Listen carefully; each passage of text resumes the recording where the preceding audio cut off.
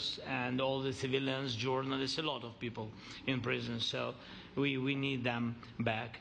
And guarantees which will work for the years. We spoke about it, and I showed the President a lot of details on the battlefield, on the map. Thank you so much. Thank you for the map, by the way.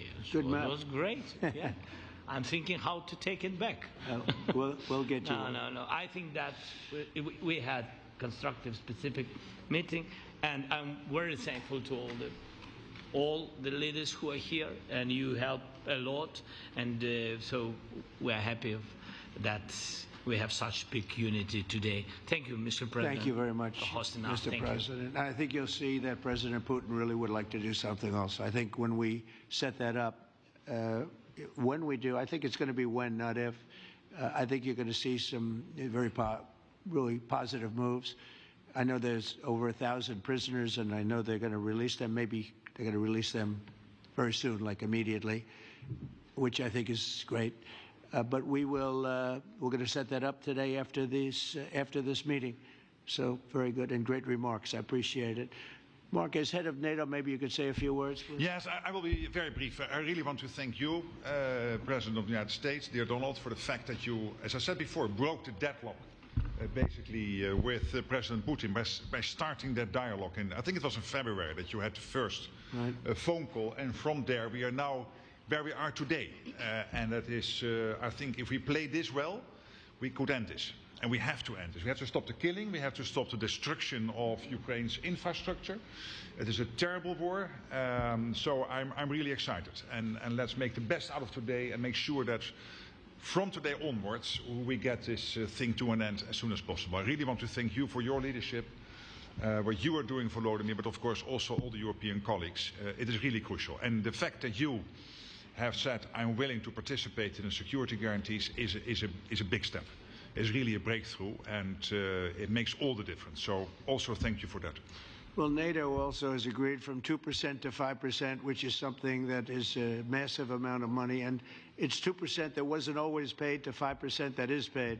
That's a big difference. And so we appreciate that. That was a great move. Thank you very much. Ursula, maybe on behalf of the Commission, you could say a couple of words. Yes. Thank you very much. It's a pleasure to be here, and it's a very important moment. Indeed, we are here, Europeans, as friends and allies.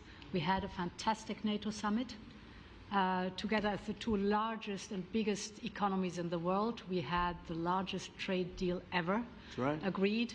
And now we are here to work together with you on a just and lasting peace for Ukraine. Stop the killing. This is really our common interest, stop the killing. And indeed, it's very good to hear that we're working on the security guarantees, Article 5 lies security guarantees, so important. But I want to thank you also that you mentioned the thousands of Ukrainian children that have been abducted.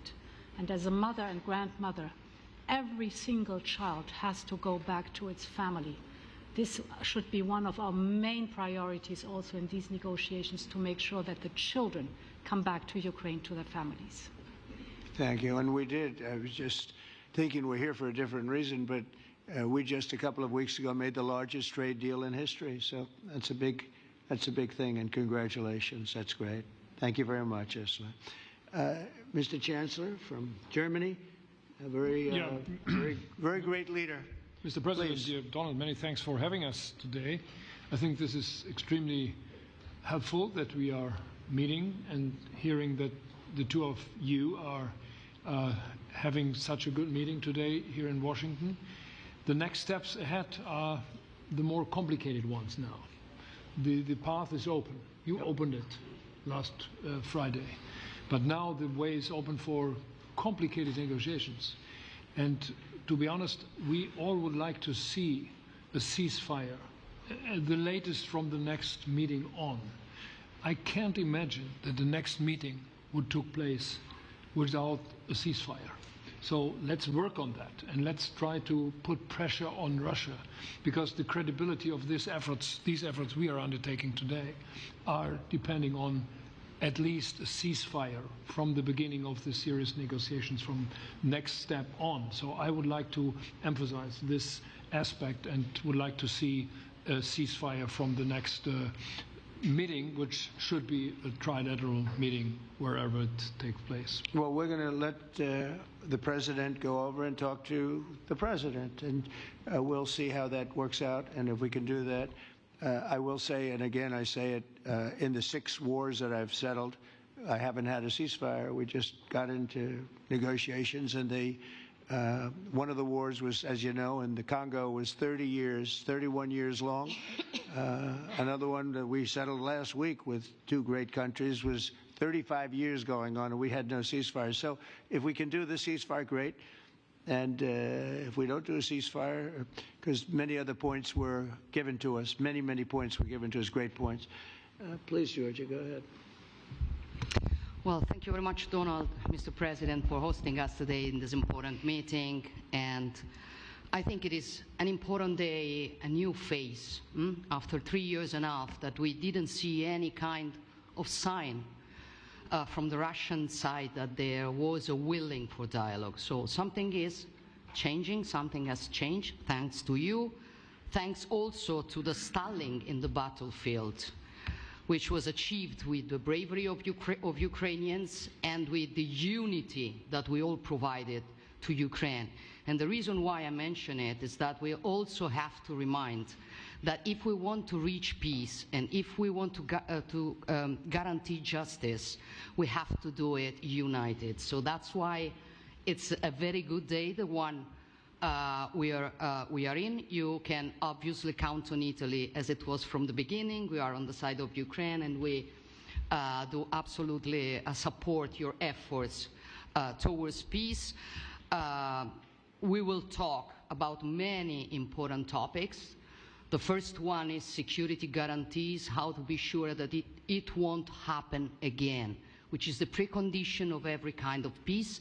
I'm happy that we will discuss about that. I'm happy that we will begin from a proposal, which is the, let's say, Article 5 model, which was Italian at the beginning. So we are always ready to bring our proposals for peace, for dialogue. It's something we have to build together to guarantee peace and to defend the security of our nation. So thank you, Mr. President, for hosting us. Thank you very much. Emmanuel? Thank you, Mr. President, for organizing this meeting and for your commitment. And everything was said, but I just have to say here, everybody around this table is in favor of peace. And we work very hard, and we've worked very hard during the past few years to have a peace which is a robust and long-standing peace. This is why the idea of a trilateral meeting is very important, because this is the only way to fix it. And by the way, I think as a follow-up, we would need probably a quadrilateral meeting, because when we speak about security guarantees, we speak about the whole security of the European continent. And this is why we are all united here with Ukraine on this matter. In order to organize such a trilateral meeting, your idea to ask for a truce or a ceasefire, at least to stop the killings, as we discussed, is a necessity. And we all support this idea. And in order to have such a long-standing peace for Ukraine and for the whole continent, we do need these security guarantees. And the first one is clearly a credible Ukrainian army for the years and decades to come. And the second one is our own commitments, all of us. And we worked very hard during the past few months among the coalition of the willings, with the support of NATO, to build the different pillars of security guarantees and our commitments. And you can be sure that the Europeans are very lucid about the fact that they have their fair share in these security guarantees for Ukraine, but their own security is clearly at stake in this situation. So you can count on us, as we can count on you, in order to deliver this robust peace for both Ukraine and Europe. Thank you very much, Emmanuel. Mr. Prime Minister? Thank you very much, Mr. President, and thank you for hosting us here. Can I start where Emmanuel started, which is we all want peace. The war in Ukraine has had a huge impact, particularly on the Ukrainians who've borne the brunt of it, but it's also had an impact on Europe and on the United Kingdom. There's not a family or community that hasn't been affected. And when we talk about security, we're talking about the security not just of Ukraine, we're talking about the security of Europe and the United Kingdom as well, which is why this is such an important issue. I think this is such an important meeting. As a group, I think we've had a discussion on the phone a number of times, Mr. President, but be able now to be around the table to take it forward. And I really feel that we can, I think, with the right approach this afternoon, make real progress, particularly on the security guarantees, and your indication of security guarantees, of some sort of Article 5 style guarantees, fits with what we've been doing with the Coalition of the Willing, which we started some months ago, bringing countries together and showing that we were prepared to step up to the plate when it came to security. With you coming alongside, the US alongside what we've already developed, I think we could take a really important step forward today. A historic step, actually, could come out of this meeting in terms of security for Ukraine and security in Europe. I also feel that we can make real progress towards a just and lasting outcome. Obviously, that has to involve Ukraine, and a trilateral meeting seems the sensible next step. So thank you for being prepared to take that forward, because I think if we can ensure that that is the progress out of this meeting, both security guarantees and some sort of progress on trilateral meeting of some sort to bring some of the difficult issues to a head, then I think today will be seen as a very important day in recent years in relation to a conflict which has gone on for 3 and a bit years, and so far nobody's been able to bring it to this point. So I thank you for that. Well, thank you very much. And, you know, it's very interesting because this is the first for the White House. You can't say that very often. It's seen a lot over the years, since 1800, 1799, to be almost exact. But this is the first where we've had so many prime ministers, presidents, the heads of European nations. And by the way, Alex, I'd like you to say a couple of words, too. You're a young, powerful man. Before I finish up, I want you to say a couple of words. Go ahead. I'll take the notion of youth back to my wife and try to convince her. Thank you very much, Mr. President. I think in the past 2 weeks we've probably had more progress in ending this war than we have in the past 3.5 years. And I think the fact that we're around this table today is very much symbolic in the sense that it's Team Europe and Team United States helping Ukraine. And the progress that we're looking out of this meeting is about the security guarantees, which are a big part of this. And then, of course, moving towards a process with a trilateral meeting with you and President Putin and President Zelensky. Some of the international media might wonder, why is the President of Finland here? I think the reason is probably that we might come from a small country, but we have a long border with Russia, over 800 miles. And we, of course, have our own historical experience with Russia from World War II, the Winter War and the War of Continuation. And if I look at the silver lining of where we stand right now, we found a solution in 1944, and I'm sure that we'll be able to find a solution in 2025 to end Russia's war of aggression and find and get a lasting and just peace. The situation is very difficult, but that's why we're here. Thank you, Alex, very much. Good job. So we're going to be meeting for a while, and we're going to discuss some of the issues.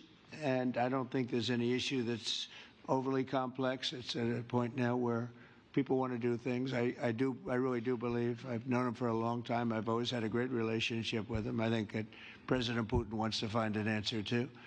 And we'll see. And in a certain period of time, not very far from now, a week or 2 weeks, we're going to know whether or not we're going to solve this, or is this horrible fighting going to continue. We'll do our best to get it ended. And I believe you have 2 willing parties, and usually that's good news, but 2 willing parties that want to make a deal.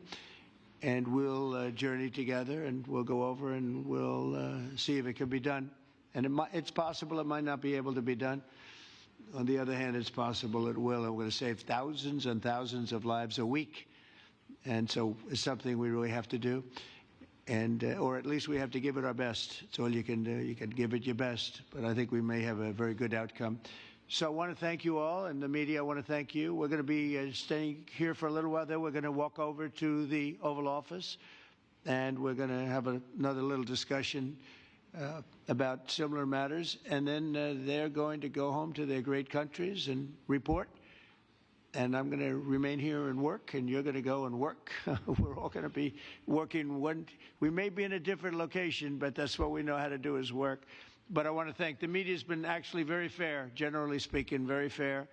I think it's important that they're fair because this is a very important subject. We have to get it ended, and so that's all we ask for is fairness with the media. Thank you all very much. Appreciate it. Thank you very much.